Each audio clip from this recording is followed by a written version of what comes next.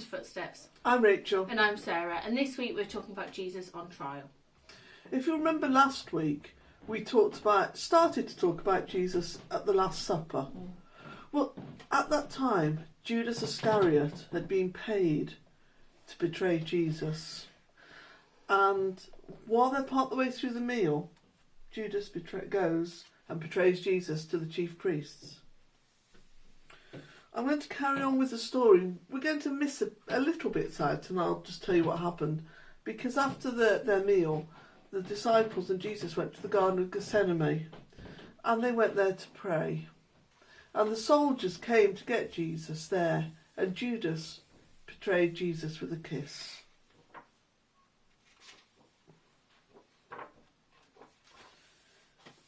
Jesus was taken to Caiaphas' mansion. Jesus was quizzed by Annas, the former high priest. What did he think about holy ancient writings? What miracles did he claim to have worked? Who did he think he was? Jesus refused to answer and was marched to a room full of Jewish officials. They had witnesses who they'd paid to lie, accusing Jesus of saying and doing things that were against Jewish law. But the witnesses couldn't get their stories straight. Finally, Caiaphas hissed, "I order you to tell us, under solemn oath, whether you think you are the Son of God." "I am," he said with grace, "and one day you will see the Son of Man seated at the right hand of the Father in heaven."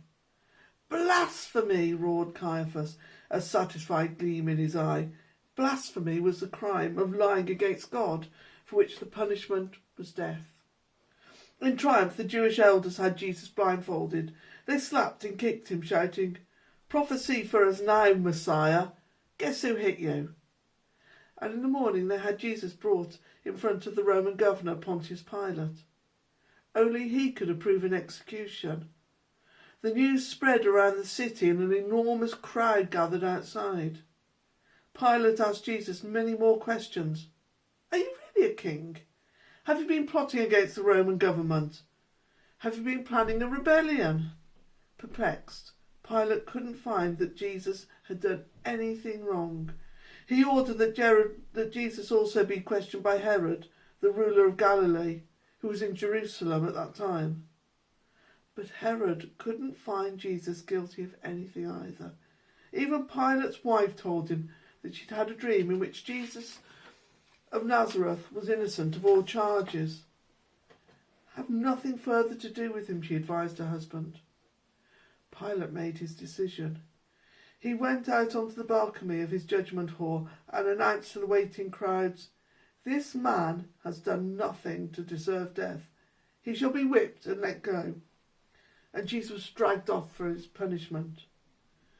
Meanwhile, the Jewish officials had mingled with the crowds, persuading them that Jesus was guilty of blasphemy. As Pilate returned to go back to his judgment hall, people set up cries of, "Kill him! Kill Jesus of Nazareth!" The Roman governor was deeply disturbed, but he did not know what for. Suddenly he had an idea. Pilate remembered that it was the Passover, and there was a custom for the governor to release one prisoner for the other people's choice. In the cells was a murderer called Barabbas. Pilate felt sure that the people would rather have Jesus released rather than a violent killer. "Who shall I pardon, Barabbas or Jesus of Nazareth?" Pilate asked the crowd. He couldn't believe his ears when the shouts came back. "Barabbas!" Pilate ordered that Jesus be brought in front of him once more. He'd been whipped until blood poured down his back. The guards had mocked him as the king of the Jews by pressing a crown of thorns onto his head and throwing a cloak around his shoulders. Now the crowd jeered too. Pilate had had enough. He called for water and a towel and washed his hands in front of everyone. "I cleanse myself with this man's blood," he announced. Then Barabbas was released and Jesus was led away to be crucified. And you can find that story in the book of Matthew, chapter 26 and 27, Mark, chapters 14 and 15, and Luke, chapters 22 and 23. That story is a story of love, Sarah. Who do we love? I love you because you're my mother. Oh, thank you. Not always like you, but I love you. Yeah. I think that's mutual. You love your brothers. Again, don't always like them, but I love them. Yeah. You love the dogs. I'll definitely always love the dogs, even when they're smelly. Yeah. Do you think it's easier to love people we know? I think so, because we know them. And we build a relationship up with them, don't we? We know what they're like, their personalities. Right. Do you think Jesus hated that crowd that shouted, or did he still love them? I think he still loves them because Jesus shows everybody love. Yes. And I think they were just caught up in the fervour of it. They'd been told to say things, hadn't they? Yeah, they've been persuaded. Mm.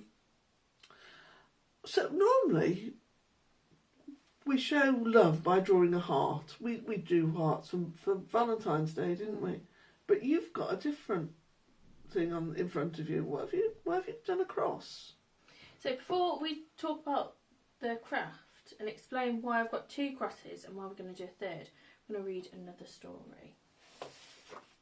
So this is about the crucifixion, which is why we have the crosses. Jesus had withstood being marched about in chains, hours of angry questioning, a beating from the Jewish officials, and being brutally whipped by Pilate's guards. The crown of thorns was still pressed into his head, sending blood trickling down his pain-filled face. 2 Roman soldiers lifted a huge, solid wooden cross over Jesus' shoulder, so heavy that he nearly collapsed from the weight of it.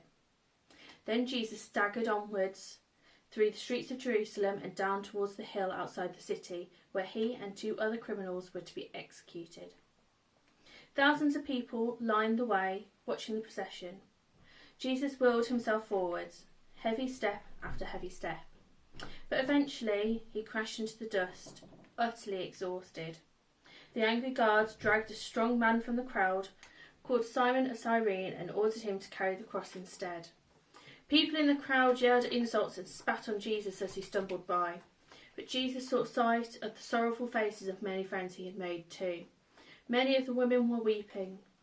"Don't cry for me," Jesus said, "but for yourselves, your children, and for the destruction that is to come." Eventually they reached the place for the execution. It was called Golgotha, meaning place of the skull. A soldier made Jesus lie down on the cross, and long nails were hammered into his hands and feet. "Father, forgive them, for they do not know what they're doing," Jesus moaned. A notice was fixed above his head which said, "Jesus of Nazareth, King of the Jews," in 3 languages. It shouldn't say that, some of the Jewish officials objected. It should say, "This man has said he was the King of the Jews." But the Roman governor, Pilate, boomed, "I ordered it to be written just like that, and that is the way it will stay." The Jewish officials mocked as Jesus' cross was hoisted up on high. "You said you're the Son of God, so save yourself." As the 2 criminals were raised on crosses either side of Jesus, one sneered, "Yes, save yourself and save us too." "How dare you?" the second thief moaned. "We deserve this, but Jesus is innocent." "Lord, remember me when you reach your kingdom." "I promise you," whispered Jesus, "today you will be with me in paradise." Even though it was midday, darkness suddenly fell over the land. Close by, at the foot of the cross, was Jesus' heartbroken mother and his close friends, including John and Mary Magdalene. "Mother, take care of John as if he were your own son," Jesus murmured. "John, look after my mother as if she were your own." Jesus hung in agony on the cross for 3 long hours. Then he lifted his head and cried aloud, "My God, why have you abandoned me?"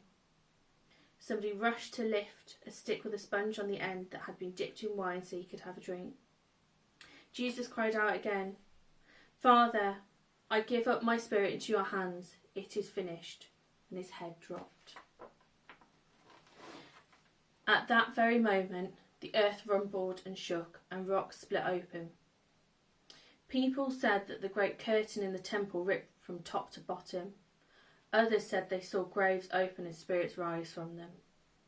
A Roman officer at the foot of the cross looked up and gasped, "This man truly was the Son of God."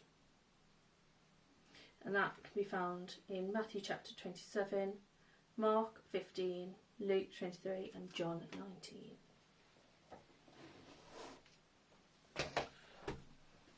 So the cross is because Jesus died for us. Yes, and it's sort of now used as a symbol of Christianity to remember behind us. And lots of people wear crosses. I wear a cross, and I know that lots of people wear crosses. But it's like a heart, isn't it? Because It it's a is. sign of love. Yes, it's a sign of Jesus and Jesus' love. That's really interesting. Yeah, so we're going to make the 3 crosses. So I've got already Jesus' cross, and I've got one of the criminal's cross. I'm going to make the other one. And Jesus' cross we're going to make bigger because that was Jesus in the middle. So I've got 2 twigs. I've cut them down to size so it's the same size as the other one. I've got a smaller one to go across, and 8 to make a cross. And we're just going to use some twine. So everything we're using today is either recyclable or compostable, apart from a bit of blue tack, which we'll take out before we throw it away. So I'm just going to wrap the twine. And reuse the blue tack. Yes, and reuse the blue tack. Because blue tack you can reuse again and again. So I've wrapped the twine round and I've just tucked it underneath. I'm just going to pull it tight. Then I'm going to get a bit of blue tack. And I've used an egg carton to put them in. I've chopped up the top, so it's just the bottom. Put bit of blue tack at the bottom. And I'm going to place that at the back. So we've got our 3 crosses on the hill. Now to make it look a bit more natural, like it's on a hill, I'm just going to fill it with grass. You could use compost, you could use paper. It's a little bit messy using grass, but we were tidying up the lawn anyway. That looks really good. Shall I do that? So you could put this on a windowsill for people to see, and it represents Jesus on the cross on the hill. We'll see you next week. Bye.